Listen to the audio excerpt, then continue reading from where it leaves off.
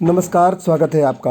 आप देख रहे हैं इन्फोपोस्ट टीवी का खास कार्यक्रम खास मुद्दा। मैं हूं श्रीकांत सिंह। सरकार अभी किसान आंदोलन की आग बुझा भी नहीं पाई थी कि मजदूर आंदोलन की आग सुलगने लगी है। इसी संदर्भ में वरिष्ठ पत्रकार चरण सिंह राजपूत ने मजदूर नेता गंगेश्वर दत्त शर्मा से बात की। आप लोग देख रहे होंगे दिल्ली के चारों ओर किसानों ने डेरा डाल रखा है। जो मोदी सरकार ने नए किसान कानून बनाए हैं, किसानों का कहना है कि ये कानून अडानी अंबानी जैसे पूंजीपतियों को फायदा कराने के लिए बनाए हैं, जमाखोरी को बढ़ावा देने के लिए बनाए हैं और किसान को उसी के खेत में बंधुआ मजदूर बनाने के लिए बनाए हैं। और सरकार लगातार बोल रही है कि ये कानून किसान हित में है। आज सरकार और किसानों के बीच में 8वें दौर की बातचीत बेनतीजा साबित हुई है। 8 तारीख को फिर वार्ता होनी है। आज हमारे स्टूडियो में मौजूद है सीटू के जिलाध्यक्ष गौतम बुद्ध नगर के गंगेश्वर दत्त शर्मा। ये लगातार किसान आंदोलन में सक्रिय भूमिका निभा रही है। तो आज जब किसानों की और सरकारों की वार्ता बेनतीजा साबित हुई है, ऐसे में हम इनसे ही बात करते हैं कि कैसे आगे आंदोलन चलेगा, कैसे किसान कानून वापस होंगे और कैसे ये लोग सफल होंगे। शर्मा जी, आप लगातार भूमिका निभा रहे हैं, सक्रिय भूमिका किसान आंदोलन में, और आज जो किसानों और सरकार के जो बीच में वार्ता होनी थी वो बेनतीजा साबित हुई है। और जो समझदार लोग हैं वो ये मान के चल रहे हैं कि 8 तारीख को कुछ होने वाला नहीं है, क्योंकि किसानों का कहना है कि किसान वापस जो कानून है वो वापस करिए। और सरकार ने 2 टूक कह दिया है किसानों से कि कानून किसी भी हालत में वापस नहीं होंगे। तो आप ये बताइए कि इस हालात में, जब इस ठिठुठी ठंड में अभी बारिश भी पड़ रही है, लोग अपने घरों में दुबके बैठे हैं, सरकार के मंत्री सारे वातावरण के कमरों में बैठे हुए हैं और किसान सड़क में बैठा हुआ है। 40 किसानों ने इस ठिठुठी ठंड में दम तोड़ दिया है। इन परिस्थितियों में सरकार और किसान दोनों अपनी अपनी जगह अड़े हैं। ये कैसे आपका आंदोलन सफल होगा, ये आप मुझे बताइए। किसान जिन मुद्दों को लेकर के लड़ रहे हैं और आज का जो संघर्ष है जी, ये नीतिगत संघर्ष है और वर्गीय संघर्ष है जी। और किसान भी समझते हैं कि सरकार इतनी आसानी से इन चीज़ों को नहीं मानेगी जी, इसलिए किसान लगातार मोर्चे पे डटे हुए हैं जी, और किसानों का जो दायरा है वो लगातार बढ़ता जा रहा है जी। आम जनता का, मजदूरों का, महिलाओं का, छात्रों का, नौजवानों का, सबका समर्थन किसानों को जो है जी, मिल रहा है और दायरा लगातार बढ़ रहा है जी। और जहाँ जहाँ किसान आंदोलन चल रहे हैं उसमें आम जनता की भी भागीदारी को लगातार बढ़ी है जी। दिल्ली के आसपास जितने भी आंदोलन चल रहे हैं जी, यूपी गाजीपुर बॉर्डर हो, चाहे सिंधु बॉर्डर हो, पलवल बॉर्डर हो, जी, जी, सब पे आप देखेंगे आम जनता की भागीदारी लगातार बढ़ती जा रही है और किसानों की संख्या भी लगातार बढ़ती जा रही है जी। इस भयंकर सर्दी में, बरसात के मौसम में भी किसानों के हौसले कम नहीं हुए हैं और वो अपनी मांग को लेकर के, अपने संघर्ष को लेकर के बहुत ही जो संवेदनशील है और मजबूती के साथ जो मोर्चे पर डटे हुए हैं। सरकार के साथ आज बातचीत हुई है। बातचीत को हम बिल्कुल जो है नकारात्मक नहीं कह सकते, जी, बेनतीजा नहीं कह सकते जी। आज की बातचीत में सरकार के सुर बदले हैं जी। और किसान आंदोलन का दबाव सरकार को महसूस हो रहा है जी। और सरकार ने इन बिलों की वापसी की जो मांग है जी, जिसको लेकर के आज भी तमाम किसान नेता बातचीत में सरकार के सामने रखते रहे कि पहले आप किसान विरोधी जो काले कानून बनाए इन कानूनों को वापस लो उसके बाद दूसरे मुद्दों पर हम जो बैठ करके बातचीत करने को तैयार हैं। शर्मा, ये बताइए कि किसान ने स्पष्ट कर दिया कि हम कानून तो वापस लेने वाले नहीं हैं और लग भी रहा है 8 तारीख को जो वार्ता होनी है उसमें भी किसान कानूनों को वापस लेने के लिए जो है तैयार नहीं होती है, तो उन परिस्थिति में आप लोग क्या करेंगे? आज की वार्ता में सरकार ने ये नहीं कहा कि हम इन कानूनों को वापस नहीं लेंगे। सरकार ने कहा कि हम इस पर विचार करेंगे, सोचेंगे और अगली जो वार्ता 8 जनवरी को होगी उसमें दोपहर में जो चर्चा करेंगे कि किस तरह जो कानून को वापस लिया जा सकता है, क्या चीजें हो सकती है। तो सरकार के स्वर आज बदले हैं और जो लगातार सरकार कह रही थी इन कानूनों को वापस नहीं लिया जा सकता, वो सरकार मजबूर हुई है उन कानूनों पर दोबारा से विचार करने के लिए कि इनको वापस लिया जा सकता है।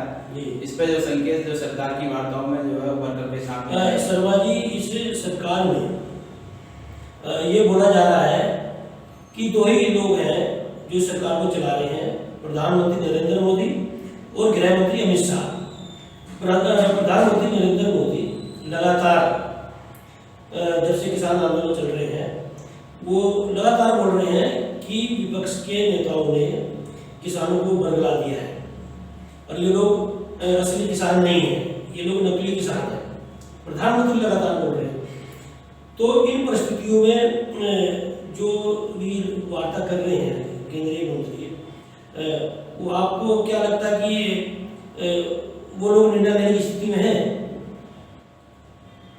सरकार ने पूरा जोर लगाया है इस बात को लेकर के कि आंदोलन टूट जाए, बिखर जाए और तमाम तरह के हथकंडे सरकार ने अपनाए हैं। किसान आंदोलन को बदनाम करने के लिए तमाम आरोप उनके ऊपर लगाए गए। किसी को खालिस्तानी बताया गया, किसी को पाकिस्तानी बताया गया। कभी कहा जा रहा है सरकार द्वारा कि ये राजनीतिक दलों द्वारा जो है किसानों को उकसाया जा रहा है या जो वामपंथी लोग जो है इस आंदोलन को जो है हवा दे रहे हैं।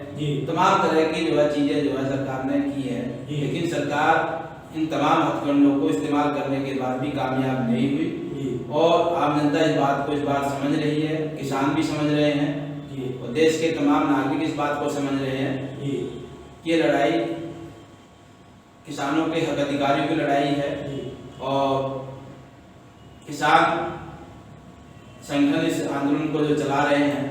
देश में लगभग जितने भी बड़े संगठन है किसानों के 500 से ऊपर जो किसान संगठन है जो इस आंदोलन में शामिल है और सभी किसान हैं और ये भ्रम फैलाने की जो कोशिश है सरकार की, ये चलने वाली नहीं है और चली भी नहीं है। और इतनी भयंकर सर्दी में, बरसात के मौसम में अपने परिवारों को छोड़ करके लोग सड़कों पे पड़े हैं, तो ये किसी के उकसावे से नहीं है, उनका अपना दर्द है और वो दर्द उन्होंने महसूस किया है। फसल के जो वाजिब दाम उनको नहीं मिले हैं, उनकी फसल बेकार गई है, लागत उनको वापस नहीं मिली है, तो उनकी पीड़ा है, दर्द है और दर्द को लेकर के जो किसान जो है अभी आप भी बोल ही रहे थे कि सरकार लगातार आरोप लगा रही है कि वामपंथी इस आंदोलन को बढ़ावा दे रहे हैं, ये वामपंथी द्वारा प्रायोजित ये आंदोलन है और आप भी जो है इस आंदोलन में सक्रिय भूमिका निभा रहे हैं। तो आप मुझे बताइए, आप किस हैसियत से इस आंदोलन में सक्रिय भूमिका निभा रहे हैं, शामिल हो रहे हैं? किसान और मजदूर इस देश की धुरी है और हमारा संगठन लगातार मजदूर किसानों की एकता का हिमायती रहा है और किसानों का ये संघर्ष है, वर्गीय संघर्ष है, नीतिगत संघर्ष है और जायज संघर्ष है। इसलिए मजदूर संगठन CITU जो है लगातार किसानों के आंदोलन का समर्थन कर रहा है और CITU के कार्यकर्ता, CITU के लोग लगातार किसानों के आंदोलन में शामिल हो रहे हैं। तो मतलब ये माना जाए कि किसान कानून जो बने हैं उनके खिलाफ भी आंदोलन हो रहा है और जो श्रम कानून में संशोधन जो सरकार ने किया है आने वाले समय में ये मुद्दा भी करवाएगा। जी, सरकार की चिंता यही है कि कृषि कानूनों को अगर हम वापस लेते हैं तो कल को लेबर कोड का जो मसला लगातार श्रमिक संगठन जो विरोध कर रहे हैं और श्रम कोड को वापस लेने की मांग कर रहे हैं, उससे जो है सरकार के ऊपर और दबाव बने पड़ेगा। इसलिए सरकार जो है झिझक रही है तमाम जो है इस तरह के कानूनों को वापस लेने के लिए, लेकिन ये संघर्ष है। किसान तो लड़ी रहे अपने हक अधिकारों के लिए। श्रम कानून में जो बदलाव किए गए हैं, मजदूर संगठन भी सरकार की नीतियों के खिलाफ जो है लगातार संघर्ष कर रहे हैं। अभी एक दिन की हड़ताल हुई है और फिर जो है किसान और मजदूरों के जो है इन तमाम मुद्दों को लेकर के CITU सेंटर फिर जो है 7 और 8 तारीख को देशव्यापी आंदोलन का आह्वान किया है। हमारी नोएडा की कमेटी भी 8 जनवरी को DM कार्यालय पे जो है लेबर कोड और कृषि कानूनों की वापसी की मांग को लेकर के एक बड़ा प्रदर्शन करने जा रही है, जिसकी तैयारी हमारे जो है ये बताइए, आप 8 तारीख को आपका भी कार्यक्रम में वार्ता भी है उसमें से, यदि सरकार कानूनों को वापस नहीं देती है, उस स्थिति में आंदोलनकारी क्या करेंगे? किसान संगठनों ने बहुत साफ कहा है जी कि किसान बिलों की वापसी के अतिरिक्त किसी भी बात पर हम समझौता नहीं करेंगे। और सरकार अगर बातचीत में बातों को नहीं मानती है, बिलों को वापस नहीं लेती है, तो किसान संगठनों ने पूरी तैयारी कर रखी है। तो एक बड़ा आंदोलन पूरे देश में और होने जा रहा है। तमाम किसान अपने ट्रैक्टर ट्रॉली लेकर के जो है परेड करेंगे और आने वाली 26 जनवरी को जो है तमाम किसान दिल्ली में झंडा फहराएंगे, दिल्ली में ही जो है गणतंत्र दिवस मनाएंगे। और बड़ी तैयारी किसान संगठनों में उस रूप में की है।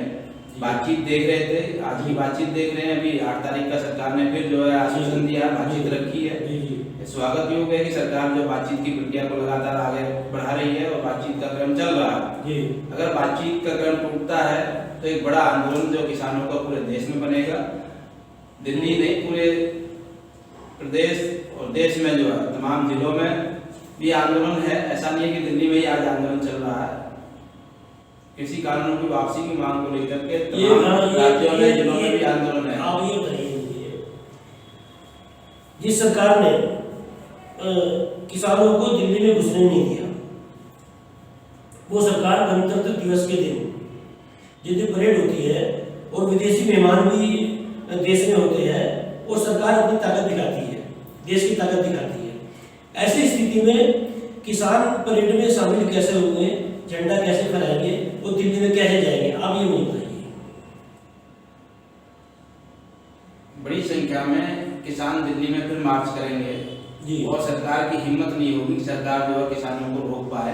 क्योंकि बड़ी तादाद में जब किसान आएंगे तो सरकार को मजबूर होना पड़ेगा और जो है लोग दिल्ली जाएंगे। और सरकार ने रोका है, इसलिए जो तमाम किसान जो है दिल्ली की सीमाओं पर जो बैठे हैं, और कभी भी किसान जो है दिल्ली के लिए कूच कर सकते हैं। किसान जो है सरकार की गोलियों से या उनके दमन से या पुलिस से जो डरने वाले नहीं है। लोग कुर्बान हो रहे हैं, कई किसानों से शहादत दी है, ये शहादत बेकार नहीं जाएगी और ये शहादत आगे बढ़ेगी। और किसानों का गुस्सा है और ये गुस्सा जो आने वाले समय में और जो बढ़ेगा, ये सरकार को झेलना जो है असंभव होगा। मतलब ये माना जाए कि सरकार ने कानून वापस नहीं दिए तो कम से कम अभी तो नहीं, गणतंत्र दिवस को देश में बड़ा हंगामा होगा। हंगामा इसलिए कहा जा सकता है कि यदि सरकार कानूनों को वापस नहीं ले रही है तो मुझे नहीं लगता कि किसानों को इस तरह से ट्रैक्टरों के साथ में जब परेड हो रही हो कि दिल्ली में घुसने दिया जाएगा। किधर किसान दिल्ली में घुसने की कोशिश करेंगे, उधर सरकार होगी। तो ऐसी स्थिति में कुछ भी हो सकता है। आप खुद ही बोले कि शहादत दी है और शहादत वो भी आगे देंगे उसमें से। तो इन परिस्थितियों में जो लोग घरों से अपने बीवी बच्चे छोड़कर आंदोलन में शामिल हो रहे हैं और जिन लोगों ने घर परिवार छोड़ के आंदोलन में आए हैं, 40 किसान शहीद भी हुए हैं, दम तोड़ा है, तो ऐसी परिस्थिति में जो जिम्मेदार नेता है वो लोग जो है उन परिवारों को उनके प्रति क्या जवाबदेही होगी? यदि यहाँ कुछ भी हो सकता है 26 जनवरी को। संघर्ष है, संघर्ष में सब कुछ संभव है जी। कोई भी परिस्थिति बन सकती है और उसके लिए जो है केंद्रीय सरकार जिम्मेदार होगी। अगर कोई हालात बिगड़ते हैं जी और कुछ घटनाएं होती हैं तो उसके लिए केंद्र सरकार पूरी तरह जिम्मेदार होगी, क्योंकि केंद्र सरकार बिल्कुल किसानों के मुद्दे पर संवेदनशील नहीं है। अगर सरकार संवेदनशील होती जो इतनी भारी बारिश में, ठंड के मौसम में सरकार कोई निर्णय जो है लेती, लेकिन सरकार जो कोई निर्णय नहीं ले रही है, सिर्फ जो है वार्ताओं के माध्यम से आंदोलन को लंबा खींच रही है। और लंबा अगर आंदोलन खींच रहा है तो लोगों में, आम जनता में, किसानों के परिवारों में सब में गुस्सा है। किसान आज यहाँ बैठे हैं, आज भी किसानों के बहुत सारे परिवार जो अपने पूरे परिवार के साथ आए हैं, और आने वाले समय में किसानों के परिवार भी इस आंदोलन में और बढ़ चढ़कर जो भूमिका निभाएंगे और बड़ी हिस्सेदारी के साथ जो दिल्ली की तरफ जो बढ़ेंगे। आप मजदूरों के नेता है और लगातार आप आंदोलन में भाग ले रहे हैं। अब ये माना जाए कि सरकार यदि किसानों की बात नहीं मानती है तो देश में किसान नहीं, किसान मजदूर आंदोलन होगा। जी हाँ, वो परिस्थितियाँ धीरे धीरे बनती जा रही है। किसान और मजदूर की यूनिटी धीरे धीरे बढ़ रही है आगे। अभी मजदूरों की हड़ताल हुई तो किसानों ने मजदूरों के आंदोलन का समर्थन किया, जो ऐतिहासिक घटना है। और मजदूरों के आंदोलन के दिन किसान भी सड़कों पर रहे, उन्होंने विरोध प्रदर्शन किया। और आज जब किसान लड़ रहा है तो मजदूर भी उनके साथ खड़ा है और उनके साथ जो लड़ रहा है। और आने वाले समय में मजदूर किसान की यूनिटी बनकर एक बड़ा आंदोलन जो पूरे देश में खड़ा होगा, आर्थिक उदारीकरण की नीतियों के खिलाफ, इन काले कानूनों के खिलाफ और इन पॉलिसियों को लेकर के जो गुस्सा है वो आने वाले समय में। और जो सरकार लगातार बोल रही है कि वामपंथी दल लगातार पूंजीपतियों का विरोध करते हैं, कि पूंजीपति जो है रोजगार दे रहे हैं युवाओं को। ऐसी परिस्थिति में यदि ये लोग रोजगार नहीं देंगे तो कैसे काम चलेगा? तो इन परिस्थितियों में आप ये बताइए कि सरकार की बात कहाँ नहीं जाए, आप लोग जो विरोध करते हैं वो कहाँ नहीं जाए? वामपंथी पार्टियां विकास की विरोधी नहीं है जी। हम भी चाहते हैं उद्योग धंधे रहे, काम धंधा आगे बढ़े जी, लोगों को रोजगार मिले, लेकिन सरकार सभी उद्योगपतियों को समान दृष्टि से नहीं देख रही है। जी। उसमें भी आपको फर्क करना पड़ेगा कि जो बड़े औद्योगिक घराने हैं, अडानी है, अंबानी है, टाटा है, इस तरह के जो बड़े औद्योगिक घराने हैं, सरकार उनके हितों को साध रही है। छोटे उद्योग, लघु उद्योग सरकार की नीतियों से आज पूरी तरह प्रभावित है। उनके सामने आर्थिक संकट बढ़ा है और रोजगार का संकट भी जो है उसके चलते जो है लोगों के सामने बढ़ा है।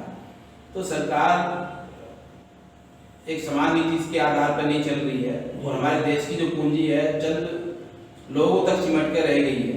विकास किसका हो रहा है? चंद औद्योगिक घरानों का विकास हो रहा है। 15-20 जो औद्योगिक घरानों के पास देश की जो है 90% जो है संपत्ति इकट्ठी होती जा रही है। तो सरकार की नीतियों से असमानता बढ़ी है, अमीर और गरीब के बीच की जो खाई है वो और बढ़ी है। और उसमें जो है छोटे उद्योगपति भी और व्यापारी भी जो है उसमें पिस कर रह गए हैं। ये लोग ये बोलते हैं, सरकार में बैठे हुए लोग लगातार, कि जो आदमी कुछ नहीं कर सकता है कि वो पूंजीपतियों पे आरोप लगाता है कि उनका कहना है कि किसान मजदूर बनना बड़ा आसान है लेकिन पूंजीपति बनना बड़ा मुश्किल है। इस बारे में आप क्या कहेंगे? पूंजीपति भी मजदूरों की मेहनत के आधार पर बनता है। जी। मजदूर क्या चाहता है? जी। कि उसके श्रम का उसको सही जो है मूल्य मिले। जी। मजदूर और उद्योगपति की लड़ाई क्या है? जी। वही तो चाहते हैं जी। कि जो वो श्रम कर रहे हैं उस श्रम की लागत मजदूर को मिले। जी। लेकिन बड़े औद्योगिक घराने हैं या बड़े पूंजीपति हैं, वो श्रमिकों की खुले जो है श्रम की लूट कर रहे हैं, जिसका विरोध करते हैं। और हम विरोध करते हैं, अपने हक के लिए आवाज उठाते हैं कि श्रमिक को उसका जो न्यूनतम वेतन मिले। श्रम कानूनों के तहत जो सुविधाएं वो सुविधाएं मजदूर को मिले। तो ये प्रचार किया जाता है कि हम जो है उद्योगपतियों के खिलाफ है या पूंजीपतियों के खिलाफ है। हम उद्योगपतियों के खिलाफ नहीं है, पूंजीपतियों के खिलाफ नहीं है। उद्योगपतियों और पूंजीपतियों द्वारा जो श्रमिकों की लूट की जाती है, उनके श्रम की जो लूट है, उस लूट के खिलाफ है हम। अभी आप देख रहे थे सीटू के जिला अध्यक्ष गंगेश्वर शर्मा जी, उन्होंने एक बात बोली कि यदि किसान कानून वापस नहीं होते हैं तो देश में किसान आंदोलन नहीं, किसान मजदूर आंदोलन होगा। तो आज हम इस वार्ता को यही नाम देते हैं। नमस्कार।